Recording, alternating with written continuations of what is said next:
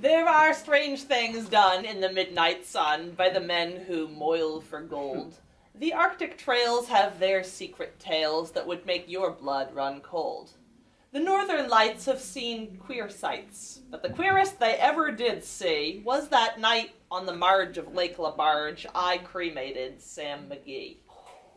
Now, Sam McGee was from Tennessee, where the cotton blooms and blows. Why he left his home in the South to roam round the pole, God only knows. He was always cold, but the land of gold seemed to hold him like a spell. Though he'd often say, in his homely way, that he'd sooner live in hell. One Christmas day we were mushing our way over the Dawson Trail. Talk of your cold. Through the parka's fold it stabbed like a driven nail. If our eyes we closed, then the lashes froze till sometimes we couldn't see. It wasn't much fun, but the only one to whimper was Sam McGee. And that very night, as we lay packed tight in our robes beneath the snow, and the dogs were fed and the stars o'erhead were dancing heel and toe, he turns to me and, "Cap," says he, "I'll cash in this trip, I guess. And when I do, I'm asking that you won't refuse my last request." He seemed so low that I couldn't say no. Then he says with a sort of moan, "It's this cursed cold, and it's gotten hold till I'm chilled clean through to the bone. But 'tain't being dead. It's the awful dread of the icy grave that pains. So I want you to swear that, foul or fair, you'll cremate my last remains." Well, a pal's last need is a thing to heed, so I swore I would not fail. And we hurried on at the stroke of dawn, but God, he looked ghastly pale. He crouched on the sleigh, and he raved all day of his home in Tennessee. And ere nightfall, a corpse was all that was left of Sam McGee. There wasn't a breath in that land of death, and I hurried, horror-driven, with a corpse half hid that I couldn't get rid because of a promise given. It was lashed to the sleigh, and it seemed to say, "You may tax your brawn and brains, but you promised true, and it's up to you to cremate my last remains." And every day that lifeless clay seemed to heavy and heavier grow, but on I went, though the dogs were spent, and the grub was getting low. The trail was bad, and I felt half mad, but I swore I would not give in, and I'd often sing to the hateful thing, and it hearkened with a grin. Now a promise made is a debt unpaid, and the trail has its own stern code. In the days to come, though my lips were dumb, in my heart how I cursed that load. And late at night, in the lone firelight, while the huskies round in a ring howled out their woes to the homeless snows, my God, how I loathed that thing. Till I came to the marge of Lake LaBarge, and a derelict there lay. It was jammed in the ice, but I saw in a trice it was called the Alice May. I looked at it, and I thought a bit, and I looked at my frozen chum, and "Here," said I, with a sudden cry, "is my crematorium!" Some planks I tore from the cabin floor, and I lit the boiler fire. Some coal I found that was lying around, and I heaped the fuel higher. The black smoke poured, and the flames just roared. Such a blaze you'll seldom see. And I burrowed a hole in the glowing coal, and I stuffed in Sam McGee. Then I took a hike, for I didn't like to hear him sizzle so. But the huskies howled, and the heavens scowled, and the wind began to blow. It was deathly cold, but the hot sweat rolled down my face, and I don't know why. And the greasy smoke in an inky cloak went streaking up the sky. I do not know how long in the snow I wrestled with grisly fear, but the stars came out and danced about ere again I ventured near. I was sick with dread, but I faintly said, "I'll just take a peep inside, for I guess he's cooked." So it's time I looked, then the door I opened wide. And there sat Sam, looking cool and calm, in the heart of the furnace roar. And he wore a smile you could see a mile, and he said, Please close that door. It's fine in here, but I greatly fear you'll let in the cold and the storm. Since I left Plumtree down in Tennessee, it's the first time I've been warm. There are strange things done in the midnight sun by the men who moil for gold. The Arctic trails have their secret tales that would make your blood run cold. The Northern Lights have seen queer sights, but the queerest they ever did see was that night on the marge of Lake LaBarge I cremated Sam McGee.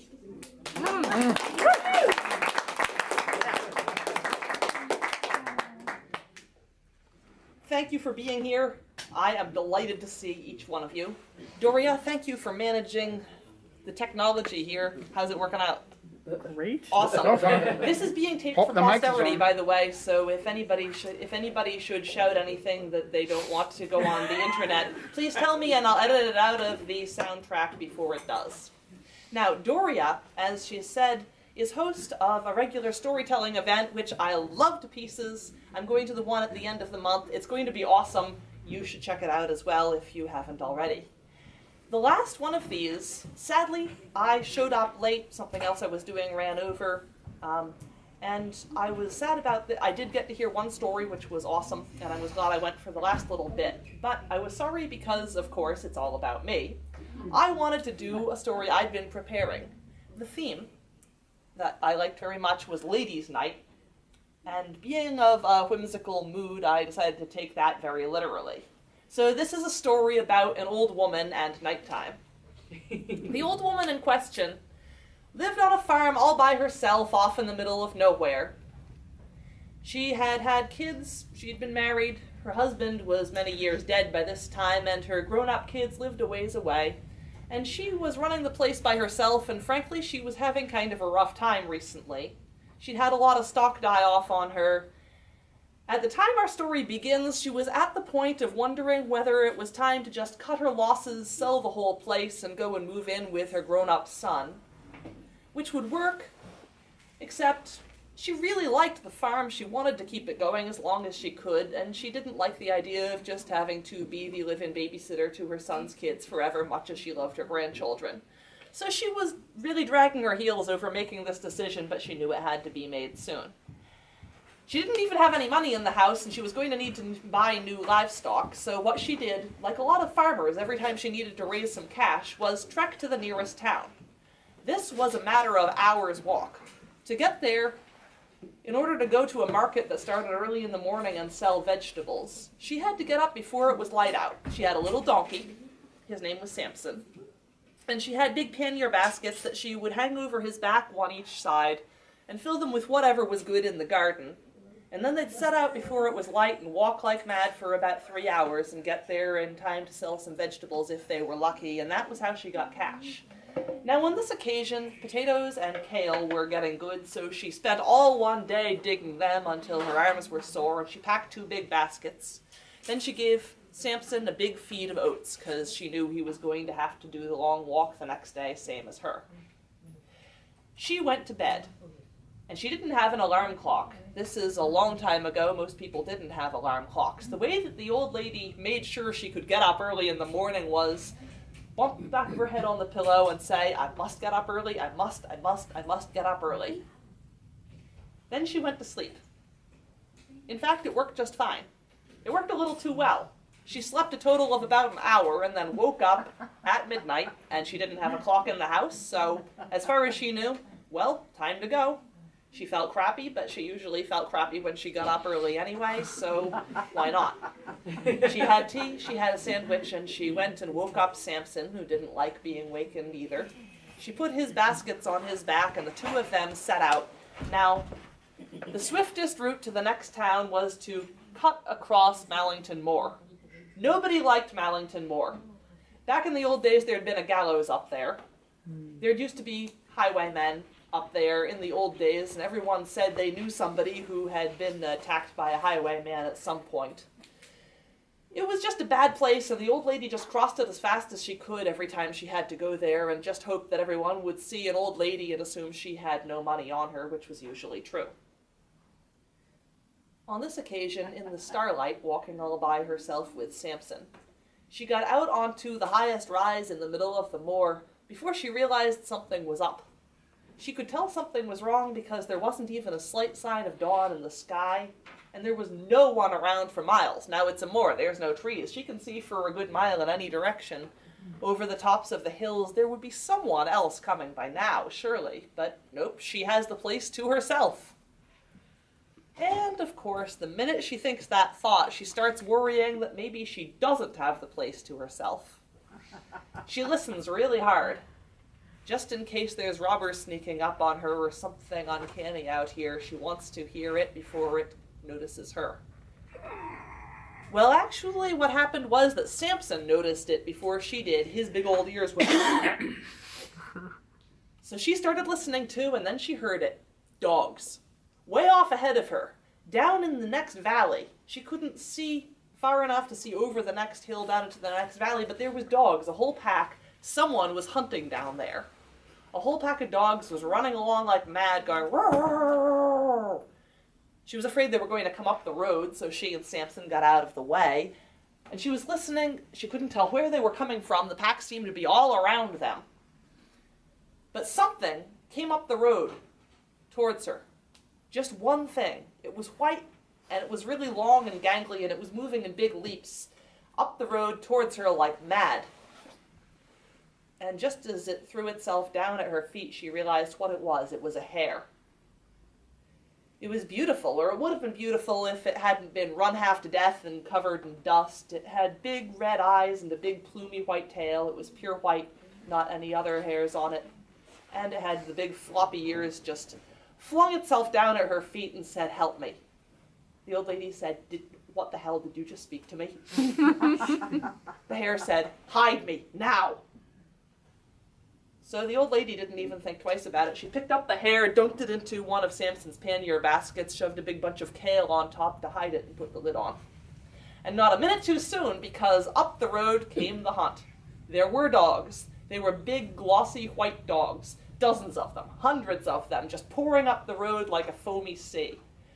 And every time they breathed, little jets of blue flame came out their noses, and every time they barked, gouts of blue fire came out their teeth. And there were huntsmen, too, riding big, beautiful, glossy horses, but the funny thing about these horses was that they had bodies, legs, tails, necks, but no heads on the ends of their necks. There were huntsmen sitting on the horses, but they were so unpleasant to look at that she couldn't look at them straight. She had to avert her eyes. And the biggest one of all of them rode up and loomed over the old lady and said, "Old lady, did you see a white hare run past here?" The old lady said, "Mercy, no, sir. No white hare ran by me." Hey, it was strictly true. The master of the hunt said, "Old lady, what are you doing out here at midnight on the moor? Have you come out here to try and make a bargain with us?" The old lady said, "Oh, dear me, no, sir. I'm only here to go to market to sell my goods. Now, I do always have to get up so early. It's a scandal to get to the next market town." The master of the hunt said, "What's in your baskets?"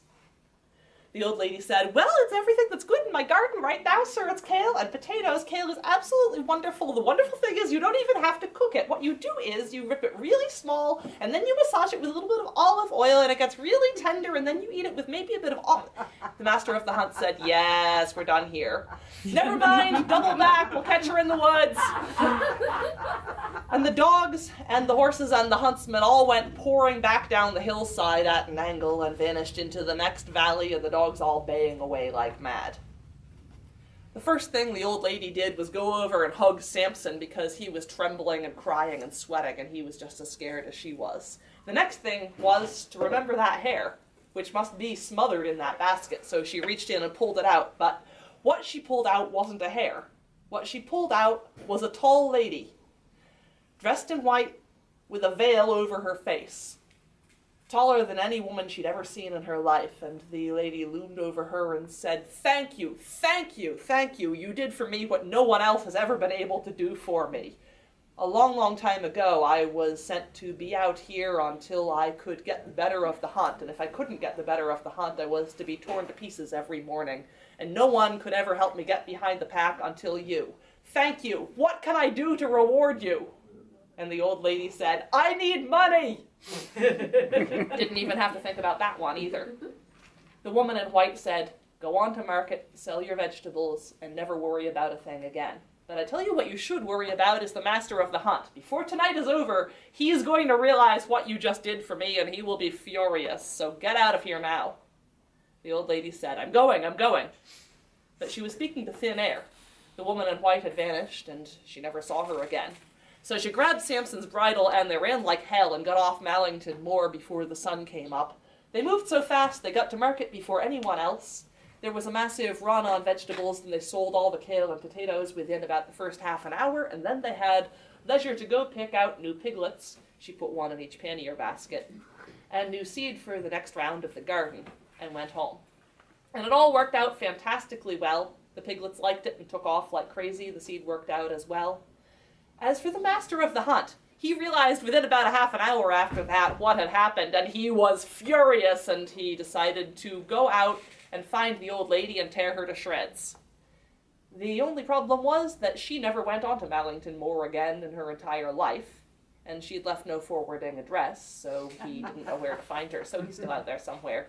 I don't know. Who cares? As for the old lady, last anyone heard of her, she was sitting in her kitchen, having a cup of tea and wondering whether she should buy the strip of land next to hers in order to expand the garden a little bit.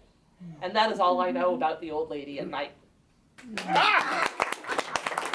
That's why I talked about period in the conversation. Thank you. Once upon a time, a very long time ago, a rich merchant in Baghdad sent his servant to the marketplace. By and by, the servant came back, sick and trembling, and said, "Oh, master, when I was in the marketplace, I was jostled by a woman there, and when I turned to see who it had been, I saw it was Death who had jostled me, and she made a threatening gesture. Oh, master, loan me your fastest horse, I beg you, so that I may ride away from this city to escape my fate. I will ride to Samarra, and Death will not find me there." So the merchant loaned him his fastest bay mare, and the servant dug his heels into her sides, and as fast as he could go, he rode away towards Samarra. Then the merchant went to the marketplace, and there he saw Death standing in the market square. He said, "Why did you make a threatening gesture to my servant?" Death said, "I made no threatening gesture. That was merely a start of surprise. I was astonished to see your servant here today, for I have an appointment to meet him tonight in Samarra."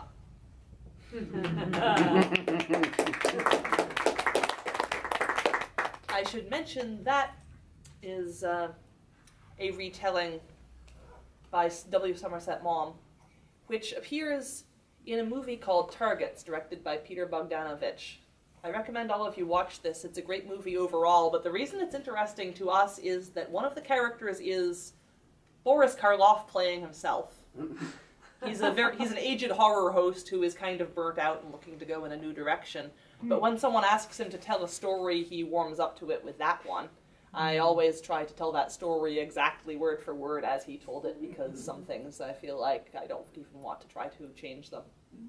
What's next? Oh, yeah. Okay, so there was a king once, and he had 3 daughters, Genevieve, Seraphine, and the youngest was Mary Ann. Their father was going away to war. He would be away for a year. So he summoned his 3 daughters, and he gave each of them a dove, a ruby, and a rosemary tree. He said, "If any of you lose your virginity while I am gone, your doves will fly away, your rubies will burst, and your rosemary trees will wither." They said, "But why, father?" And he said, "To preserve the patriarchal family's control over the reproductive systems of its women." Any questions? No? Good. See you in a year. And he rode away to war. Well, the king riding away to war was also noticed by King Ironhead, who lived down the road. And all you need to know about King Ironhead was that he had 2 arms, 2 legs, a head, and a prick, and the last one did his thinking for him. The thinking it did at this point was that it would be awesome to bone all 3 sisters in a single night. Phase 1 of his plan was that he was going to get dressed up as an old lady and sneak onto the property. Phase 2, it's a 2-phase plan, so you can tell it's good. Phase 2 he was going to trip and pretend to have sprained his ankle until they took pity on him. That part worked out just fine. They looked out the window, that is, Genevieve and Seraphine looked out the window. Marianne was out shopping at that point, but Marianne didn't come back for this bit. Genevieve and Seraphine helped the dear old lady indoors and helped her ice her sprained ankle. And they were having a great time chatting until Marianne came back and said, "Hi girls, hi King Ironhead, nice outfit. So, why are you here?"